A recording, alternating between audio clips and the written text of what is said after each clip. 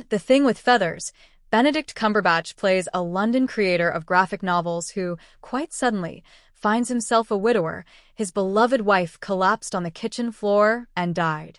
In an early scene, we see him try and sustain an atmosphere of everyday normality as he puts breakfast together for his two young sons.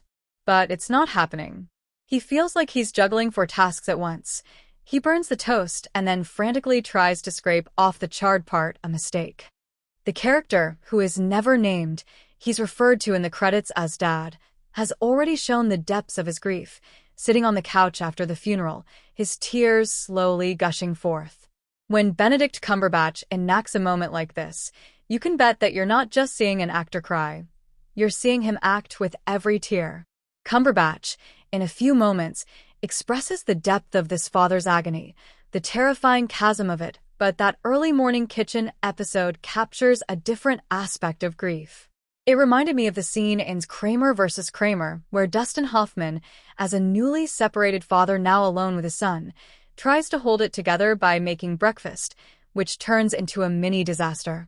Part of the power of Kramer vs. Kramer is that it understands, more than other divorce movies do, that one of the miseries of a marriage ending is suddenly having to do everything you depended on your spouse for.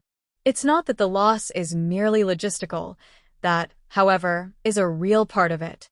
At one point in The Thing with Feathers, Cumberbatch says that he relied on his wife for everything.